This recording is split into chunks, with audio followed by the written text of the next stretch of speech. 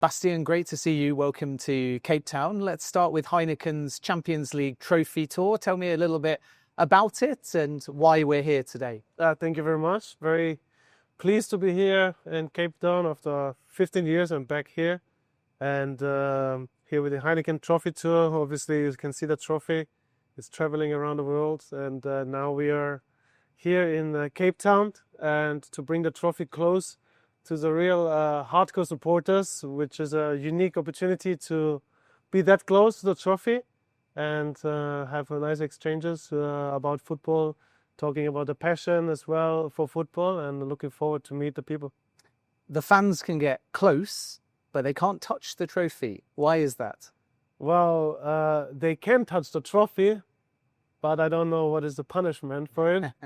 Yeah, it's kind of a rule that only the people who won the trophy are allowed to touch it. So, and unfortunately, the supporters are not allowed to touch it, but they can go as close as possible, and that will be fine. You can lift it though because you are a UCL winner, and it's a very interesting story because you came close to potentially lifting the trophy in Germany. You didn't. And then you go to Wembley Stadium and you do. That's correct. Luckily, I had the chance then in 2013 to lift the trophy. Obviously, it would have been nicer to lift the trophy in Munich, in your hometown. But we managed a year after to win the Champions League at Wembley, which is also a unique place to lift the trophy. And especially we were facing Borussia Dortmund, our biggest rival in that period of time in Germany. So it was a German final, and to be able to lift it was a fantastic feeling. So after two losses, 2010 and 2012, then finally to lift the trophy, yeah, it's a special feeling and a great memory, obviously. Talk to me in a bit more detail about the heartache that came before, particularly against Chelsea. Yes, exactly. So especially the game against Chelsea was tough to swallow, you know, because like we were the dominating team, but somehow someone decided to let the trophy go from us and bring it to London, to Chelsea. I still don't know how we could manage to lose that match, but you know, for us it was like every time next year we were having those Champions League matches and the anthem started. We always had that pain in our body from the defeat against Chelsea, and it kind of motivated us and pushed us through the next Champions League season. And I think we very much deserved to win that trophy then in 2013. Heineken's campaign is all about hardcore football fans. Has your perspective of the football fan changed from a player where you're hero and villain to somebody now that is a pundit and you're consuming football in a slightly different way? Arguably now you're a fan rather than a footballer. It's different, definitely. I mean, you don't have that kind of pressure anymore. It's more joy, but you stick to the game. You stick to your love of the game very much close. But I must say, as a player, I always appreciated very much to play in front of a huge crowd, like 80,000 people in the stadium, and I knew that also many more are watching the matches. But now the opportunity which Heineken, the trophy tour, gave me to meet actually the real hardcore supporters, and that's for me something very, very special that Heineken had this idea to bring that trophy close to the people, because sometimes you see the supporters, they stand next to you, but they look at the trophy and their eyes are shining. And that's actually the biggest gift you can give to those people. And unfortunately, when I was young and when I was little, like 8-9 years old, I haven't had the chance to experience that. But now through the trophy tour, to make it possible for people from South Africa, Vietnam, or Zambia, Kenya to be that close to the trophy is very unique and something very important. I'll give you an easy one and then a hard one on the subject of fans. The easy one is, talk to me about fans for teams you've played for and how they're special and unique. Presumably Bayern and Manchester United, two very different kinds of hardcore football fans. That's true. Bayern Munich supporters will always be in my heart because I grew up there, and we went through like those defeats 2012, 2010, but we celebrated them together 2013. That kind of sticks you always together, like it's true that next day after we lost the Champions League final, Chelsea, I walked through the city, and already like there the supporters were giving me hugs and motivated me for the next year. But and United fans are unique. Their loyalty they have, even like right now there are bad times at United, but still they're there, support the teams. It's not about the result in the end of the day. It's like how much they love the club, their club, and like wake up in the middle of the night to follow the Champions League matches. That's unique and special, and you can feel that. And that was also a reason I moved to United, because I experienced it once. We were playing United in the quarterfinal with Munich, and we lost that match 3-2, but in aggregate we won it. When we left the pitch, the United fans stood up and gave us applause, and I will never forget that. That was only happened once, I think, in the stadium, and that was at Old Trafford. The harder question is, what hardcore football fans that you've played against do you respect? Presumably, dare you say it, the yellow wall would have to be up there. That's true. But they were always there, but a lot against us, obviously, when we came there with Munich to play the Borussia Dortmund Stadium was very tough. Same like with United against Liverpool. But, in the end of the day, you always respect also the other teams and their supporters. They give their hearts to their team. They travel around the world, buy expensive jerseys and tickets to just watch a game. That's very special and very unique, and that's the real love, actually, of supporters. If we talk a little bit about Bayern, give me your thoughts on a season where they're about to win a Bundesliga title, but they've gone out of the Champions League. Yeah, unfortunately, it was a big dream to be part of the Champions League final in Munich. Unfortunately, they couldn't manage it. I think the first game in Munich, the second goal from Inter Milan decided in the end of the day the duel. But they still have the Bundesliga. That's important to win after Leverkusen last year won the Bundesliga, so they're still there. I think they're not 100% happy with this season, but they managed to win they will manage to win the Bundesliga. That's important, but still there are some small improvements they have to do to be there, especially also in a cup in Germany, because it's a long time now ago until Bayern Munich won the cup. Where do you rank Harry Kane in terms of the world's best strikers, and does he need that first career trophy to really join the list of greats? Well, I hope he does. It's difficult to rank him because in Munich you had always like great strikers, like for example it started with Gerd Müller, for example, and then other great strikers following up, and they all won like the big trophy. And so I wish that Harry can maybe next year experience to lift that trophy with Munich. That will be fantastic. Obviously he scores goals, very important goals, and he has a great impact also on the team and on the spirit.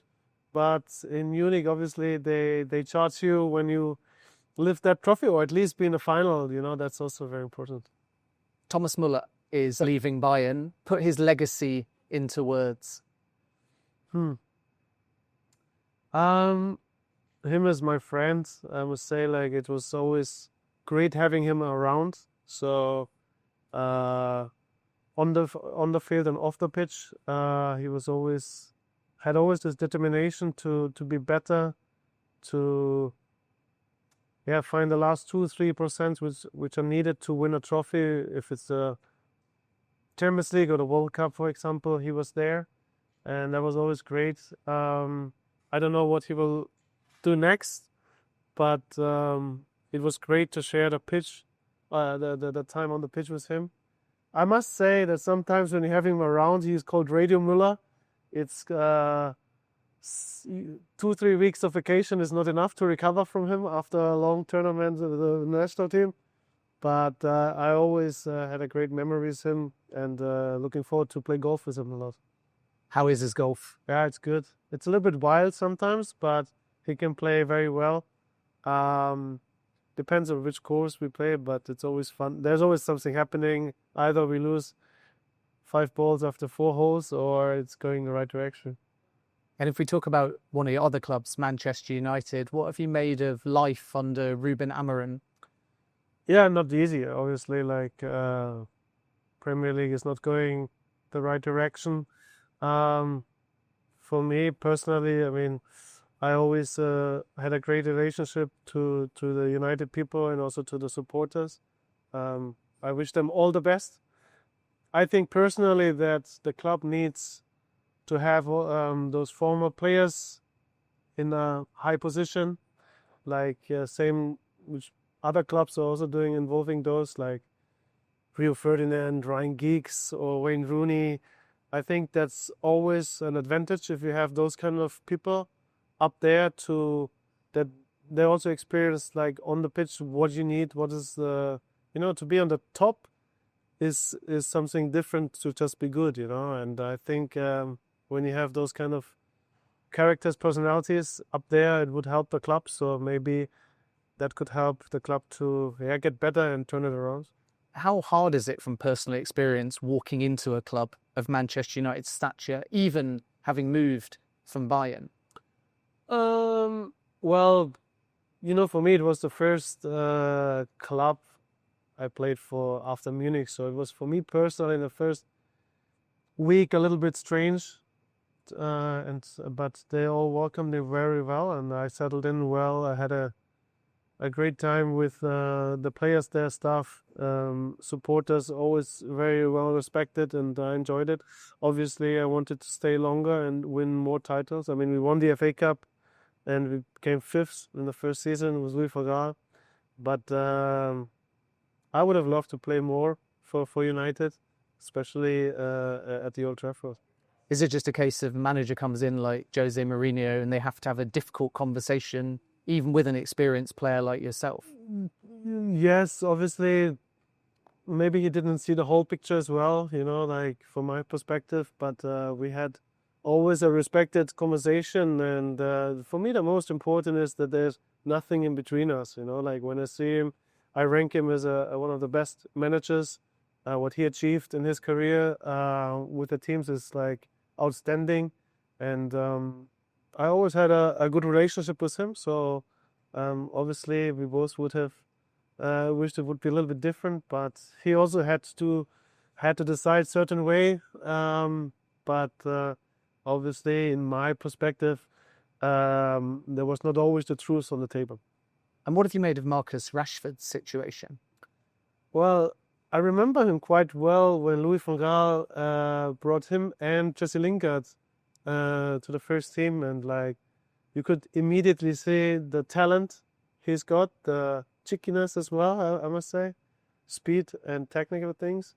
It's sad that he couldn't contribute more to United, and also England, because maybe he needed just like the right players around him and like people around him to make it easier for him as well. I loved playing with him. I could see his unbelievable qualities, and I'm happy now to see him actually at Villa, that he is like showing it again, and that's nice to see. Wish him all the best. A quick word on Florian Vertz, in demand, might stay at Leverkusen, might go to Bayern, could go to Manchester City. What do you think his future holds? First of all, we're very happy to have him in Germany.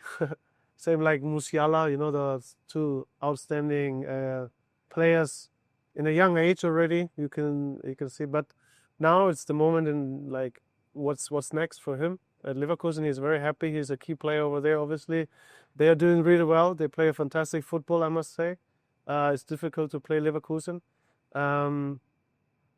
Obviously, Bayern Munich would love to have him in their squad. Would be fantastic.